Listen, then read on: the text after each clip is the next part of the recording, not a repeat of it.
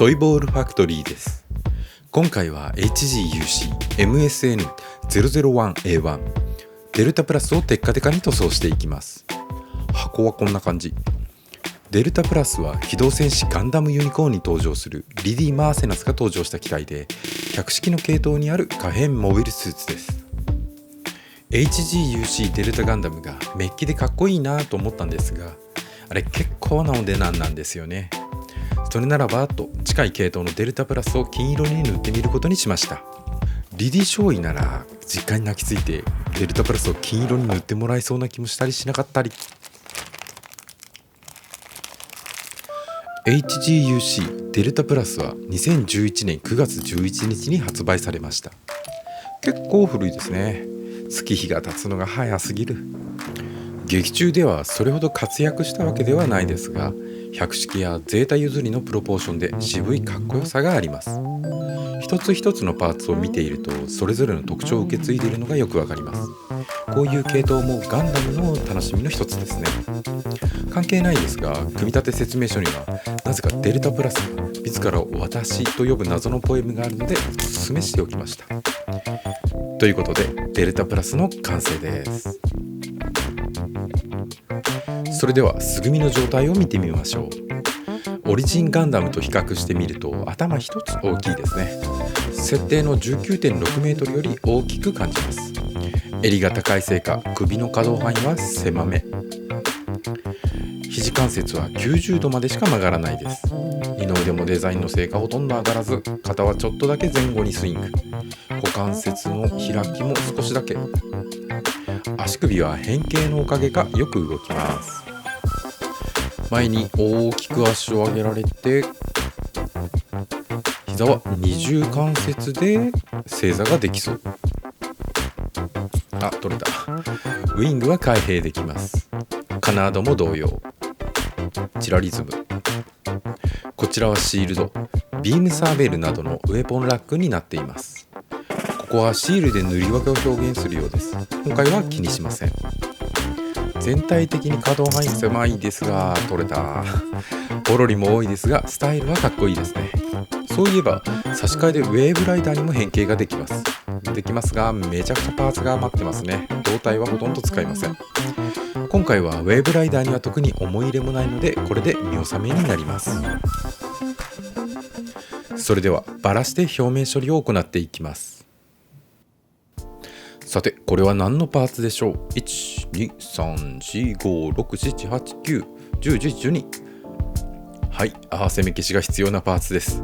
最近の HGUC と比べるとかなり多いですね。これはめんどくさそう。タミヤの流し込み接着剤で合わせ目消しを行います。隙間に接着剤を流し込んでグッと圧着。このむにゅっと出てきた部分を処理すれば合わせ目が消えるという寸法。バインダーに挟み込む翼部分を後はめ加工。軸に差し込めるようにカットして、これで OK。 筋彫り銅の BMC 弾毛を使います。太ももの合わせ目は他のパーツを挟み込む必要があるので、接着してしまうと塗装が大変なのでダイオン落ちモールドにしておきます。 0.2mm という微細な溝を彫るわけですが、実際の縮尺だと144倍で 28.8mm となります。3センチ弱の隙間になるので、工業製品として考えると精度低すぎな気がします。普通に合わせ目を平面になるようにヤスリがけして合わせ目がうっすら見えるという方が精度高く見えるかもしれませんね。ゲート処理には下村アレックのシャインブレード6が大活躍。ステンレス製なので水溶きができるのがいいですね。アンクルガードを後はめできるように足の甲のダボをカット。頭部のバルカンをピンバイスで穴を深くしておきました。これで一通り表面処理が終わりました。結構パーツ数が多かった気がします。やっと楽しい塗装の時間に突入です。フレームにサーフェイサーエボブラックを塗装していきます。フレームは ABS 製のパーツなので塗装は推奨されていませんが、エアブラシでサフを拭いてしまっても今まで割れたり不具合が起きたことはないです。サーフェイサーの瓶には ABS にも塗装かと書いてあるので問題ないんですかね。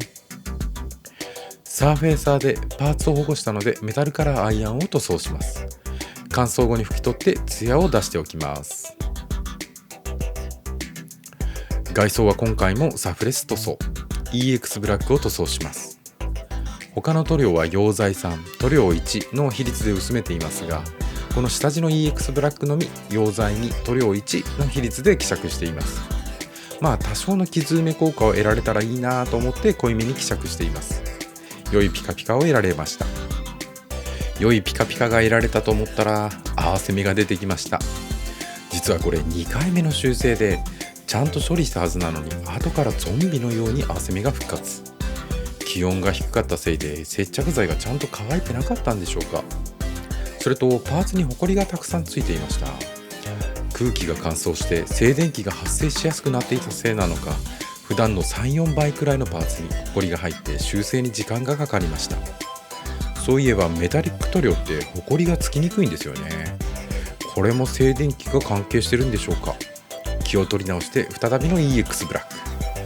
塗料の希釈率や温度、湿度、エアーツや塗質量、さらに静電気やらなんやら考慮すべき条件が複雑すぎて、未だに塗装のことは全然わからないです。まあわからないから面白いとも言えるので、いろいろ探求していきたいですね。とりあえず下地塗装の終了。白い外装をパールシルバーで塗装します。パールシルバーは粒子感も少なく深い色合いが楽しめるいい塗料ですね。まあ綺麗。青い外装をサファイアブルーで塗装します。こちらも3体連続出場のサファイアブルーです。ガイアノーツのプリズムカラー系も使いたいところなのですが、最近ほんと手に入らなくなってしまったので、当分はクリスタルカラーの使用頻度が高くなりそうですね。 EX クリアの登場です。今回の出番はここだけ。サファイアブルーのクリアコートですね。半ツヤ状態を全ツヤにします。はい、テッカテカ。クリアレッドを塗装します。これはバイザーですね。百式といえばサングラスで赤いセンサー。デルタプラスもその伝統を受け継いでいるんですね。軽く塗装して終了。スターブライトゴールドを塗装します。金塗装の定番ですね。ガイアノーツのスターブライトゴールドは粒子感も少なく、落ち着きと豪華さを感じる渋い色味で主力の塗料です。普段はアクセント程度にしか使わないので、容量も全然減らずコスパもいいですね。1人を4年くらい使ってるんじゃないかな。そんなマンネリのあなたにプリズムマゼンタゴールド、マゼンダじゃないよ。黒下地のスプーンに塗ってみました。ちょっと重苦しい感じがしますね。単色では寂しいのでリズムを与えたいんですが、それならばスターブライトシルバーで明るくしましょう。行き当たりばったりに塗装しているように見えて、ちゃんとテスト塗装してるんですよ。ホームセンターや業務用資材のお店等に置いてある使い捨てスプーンをテストピース代わりにしています。黒下地にプリズムマゼンタゴールドでは暗すぎるようだったので、下地をスターブライトシルバーにして明るめにしてみます。下地の色が変わるとどうなるでしょうか。プリズムマゼンタゴールドを吹き付け始めました。先ほどの黒下地の上に塗装したものと違って明るく爽やかな色味になっているような気がします。金というよりは新品の銅みたいな感じにも見えますね。変更カラーなので角度によって赤い色が強く出てきます。これでエアブラシ塗装の終了です。いい色じゃん。部分塗装を行います。下出るカラーのメフィストンレッドでカメラアイを塗装します。さらに熊取り部分を下出るカラーのアバンドンブラックで塗りつぶします。カメラアイのディティールが入っているので、それに沿わせれば簡単です。さらに下出るカラーのエビルサンズスカーレットでカメラアイにハイライトをつけます。ちょんちょんとカメラアイの真ん中に置いて、ちょっと光っているように見えるかな。マジックリンで部分塗装のはみ出た部分を拭き取っていきます。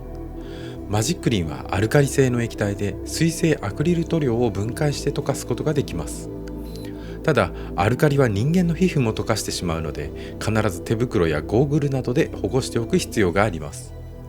拭き取りすぎてしまった部分をちょっと塗り足し、下出るカラーは筆塗り塗料なのに筆ムラが出にくくて、塗り足しを行ってもバレにくいのがいいですね。バイザーをはめて額当てをはめて、バイザーの奥に光るカメラアイがかっこいい。ちちょんまげのセンサーはホイールシールを貼ることにしました。これを貼っておしまい。これで頭部の完成です。頭部バルカンも部分塗装しておきました。イケメンですね。これで一通りパーツが揃ったかな。ここで悲しいお知らせ。パーツが溶けていました。前腕の固定部分といいますか、この部分、走行のゲートがある部分が溶けていました。これ何なんでしょうね。こことここもゲート跡の部分ですね。反対側の部分は特に問題なかったんですが、こちらは二の腕のゲート跡が溶けてますね。これニッパーでえぐったんじゃないですよ。裏側は問題なし。前腕の反対側、こちらは1箇所だけ溶けていました。食器乾燥機の熱で溶けたんでしょうけど、この一部のパーツだけ溶けているというのは不可解です。どちらも同じランナーで近い場所に配置されていたパーツなので、成形時に何か問題があったのかもしれないですね。まあしょうがないと思ったんですが、パーツが縮んではまらない。これはもう全然ダメですね。仕方ないので何とかしてパーツをつけます。腕のフレームと干渉する部分をニッパーでザクザクと切ってしまいます。ここまで歪んでたらもう何でもありですね。ゲート跡周辺だけの歪みかと思ったら全体的に歪んでいたようで、アーサメもうまく消えないし、いろいろ試されてる気がします。フレームの方もカットして辻褄を合わせて完了。反対側の腕もやっておきました。ついでにバインダーの受け側が細くてウイングが入らない。こういうのはね、アートナイフザクザク削っちゃえばいいんですよ。いった。ほら、バッチリ完璧です。デカールを貼っていきます。 MYK デザインの明日のデカールです。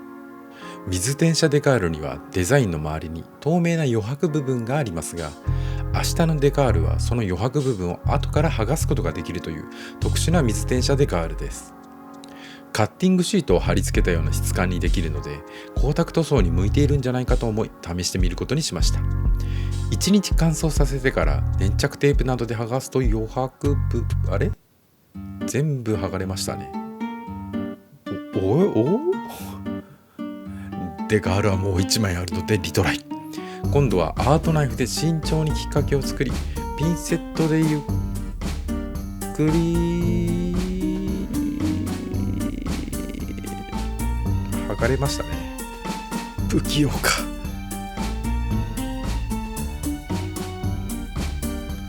こんなもんはね、辻褄を合わせればいいんですよ。